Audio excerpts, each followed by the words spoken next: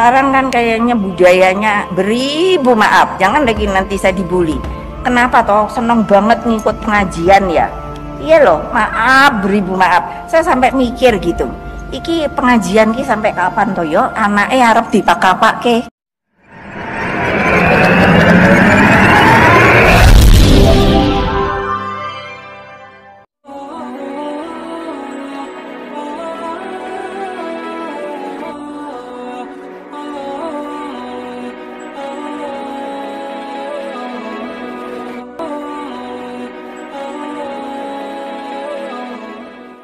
Sekarang kan kayaknya budayanya beribu maaf, jangan lagi nanti saya dibully.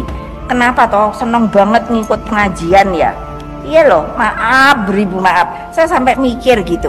Iki pengajian ki sampai kapan toh yo? Anaknya arep dipakai. Orang yang tekun di majlis ta'lim akan wafat husnul khatimah.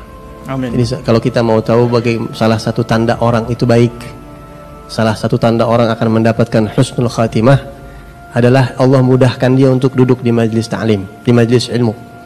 Sebagaimana hadis yang sudah masyhur, may yuridillahu bihi khaira yufaqihuhu fid din. Siapa orang yang Allah ingin dia mendapatkan kebaikan, maka Allah akan mudahkan, Allah akan giring dia untuk faham dalam agama. Subhanallah, dalam hadis ini kita lihat yang ingin siapa? Allah. Hadis ini menjelaskan kepada kita berarti orang-orang yang duduk di majlis ta'lim ini orang-orang yang dilamar oleh Allah. May yuridillah, siapa yang Allah mau, bukan kita yang mau. Yang mau siapa? Allah. Ini tanda, betul-betul tanda kebaikan yang luar biasa. Jangan anggap enteng duduk di majlis ta'lim seperti ini. Kelihatannya biasa-biasa aja, mungkin banyak orang yang meremehkan perkara seperti ini. Tapi ini adalah khitbah dari Allah. Farq ma baina man yukhtab wa man kan khatib. Beda orang yang melamar sama yang dilamar. Banyak orang ingin mendapatkan kebaikan. Kadang kita doakan orang mudah-mudahan dapat kebaikan. Tapi ketika kita bisa hadir majlis ta'lim, itu Allah sedang melamar kita untuk diberikan kebaikan. Assalamualaikum warahmatullahi wabarakatuh. Bismillahirrahmanirrahim. Alhamdulillahirabbil alamin. Assalatu wassalamu ala asyrafil anbiya wal mursalin. Sayyidina Muhammadin wa ala alihi wa sahbihi ajma'in. Wa qala rabbi ishrah li sadri yassir li amri wahlul 'uqdatam min lisani yafqahu qawli. Asyhadu an la ilaha illallah wa la syarika lah wa asyhadu anna Muhammadan abduhu wa rasuluh. Amma ba'du. Para pemirsa TSTV 414 yang dirahmati oleh Allah, alhamdulillah kesempatan kali ini kita jumpa lagi di channel YouTube kita, yaitu Taman Surga 414. Mudah-mudahan kita senantiasa mendapatkan lindungan dan rahmat dari Allah, juga mendapatkan taufik dan hidayahnya. Amin ya rabbal alamin. Para pemirsa TSTV yang dirahmati oleh Allah dan juga orang yang akan saya komentari pada kesempatan kali ini, sebelumnya saya mohon maaf kepada yang mulia mantan Presiden kelima, yaitu Ibu Megawati, dengan tidak mengurangi rasa hormat saya kepada beliau. Namun ini perlu diluruskan dan perlu dijawab. Beliau mengatakan dalam sebuah video ya, beliau heran mengapa ibu-ibu rajin pengajian, anaknya mau diapain. Satu, pemirsa yang dirahmati oleh Allah, ini betapa beliau itu kurang paham dengan agama Islam. Mohon maaf Bu ya, bukan maksud membuli, tapi ini perlu diluruskan. Kenapa ibu-ibu kok rajin pengajian? Satu, ya, saya jawab dengan hadis Rasulullah SAW, thalabul ilmi faridatun ala kulli muslimin wa muslimatin. Mencari ilmu itu wajib kepada seorang laki-laki, kepada golongan laki-laki dan perempuan. Itu Bu. Rahmat Ibu Mega, Ibu Presiden kelima dari NKRI ini. Kemudian thalabul ilmi, dalam hadis yang lain, thalabul ilmi minal mahdi ilal lahdi. Jadi menuntut ilmu itu bukan hanya ketika sudah remaja, kemudian begitu menikah itu sudah berhenti mencari ilmu, tidak, tapi minal mahdi, sejak mulai dari gendongan ibu, dari ayunan itu sudah diajari oleh ibu. Terusan setelah itu umur begitu bisa bicara, diajari huruf-huruf hijaiyah, diajari bacaan-bacaan dan lain sebagainya. Kemudian sampai kapan? Ilallah, jadi sampai mati. Itu mati sudah selesai mencari ilmu. Ya, tidak bisa cari ilmu lagi. Seperti itu.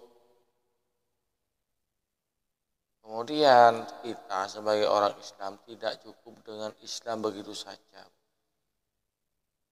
Yang namanya Islam itu wajib melaksanakan syariat-syariat Islam. Hanya kepengajian itu satu, yaitu sudah dalam rangka menuntut ilmu. Kemudian yang kedua, syiar agama Islam. Syiar agama Islam. Yang ketiga, itu untuk membendung, untuk membendung murka Allah. Karena kalau dunia ini, alam ini khususnya NKRI hanya dipenuhi kemaksiatan, maka bencana yang akan datang. Apakah ibu masih belum sadar bahwasanya bencana yang datang itu adalah murka Allah kepada umatnya. Jika murka Allah itu tiba, jika bencana itu datang, maka ta'umus sholih wa thalih. Dia tidak pilih-pilih, bencana itu tidak pilih-pilih. Siapa saja yang di daerah itu pasti kena, baik yang soleh atau yang tidak soleh. Seharusnya bangga ibu kalau banyak ibu-ibu rajin pengajian. Itu alhamdulillah, berarti syariat Islamnya hidup. Tidak hanya dengan kemaksiat diisi dengan maksiat dan mungkarat. Bagaimana kalau pas Indonesia ini hanya diisi dengan kemaksiatan dan mungkarat, diisi dengan hal-hal yang membuat Allah murka? Apa tidak ngeri? Jadi begini pemirsa, karena mohon maaf untuk ibu presiden yang kelima, saking tidak pahamnya kepada Islam. Karena kenapa?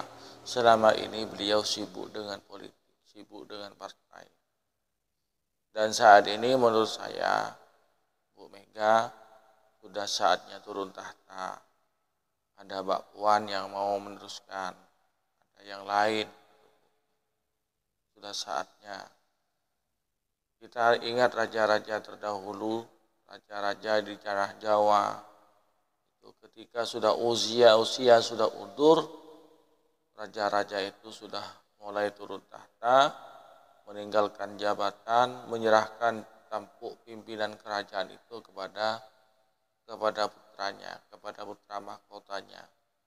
Diteruskan, sementara beliau raja yang sudah undur usianya ini itu mengasingkan diri, menjauh dari keramaian, yaitu menghindar. Kalau dulu, karena raja yang dulu itu belum banyak yang tidak beragama Islam, karena Islamnya masih sedikit. Itu melakukan tapa di gua-gua. Ada yang moksa sampai beliau itu mati, wafat di dalam di dalam gua itu tanpa seorang pun yang tahu. Dengan istilah moksa. Jadi saya kira ibu juga perlu melakukan hal itu, tapi tidak perlu moksa, yaitu segera turun tahta, serahkan kepada yang lain, karena sudah yang lain masih identik. Sementara untuk jenengan, untuk Ibu Mega, sudah waktunya untuk bertaubat, sudah waktunya untuk menghadap Allah, sudah waktunya untuk serius dalam beribadah untuk bekal nanti di kehidupan nanti. Dan bertaubat karena sudah kemarin-kemarinnya. Bahkan Ibu pernah meragukan tentang orang-orang, tentang hal-hal yang gaib. Padahal itu Allah berfirman dalam surah Al-Baqarah itu, alladzina yu'minuna bil ghaibi, orang-orang yang beriman kepada yang gaib, yang tidak nampak, yang tidak kelihatan. Itu surga, neraka, alam barzah, alam kubur, siksa malaikat mungkar nakir, pertanyaan malaikat mungkar nakir, itu semua gaib, tapi wajib diimani walaupun tidak masuk akal, karena akal kita tidak mampu menjangkau ke sana. Mungkin hanya itu yang dapat saya sampaikan untuk Ibu Mega. Mudah-mudahan beliau selalu diberi kesehatan oleh Allah, diberi kesehatan, kemudian diberi hidayah oleh Allah, sehingga beliau itu bisa menjadi insan yang lebih baik, menjadi orang perempuan yang sholihah kepada jalan Allah.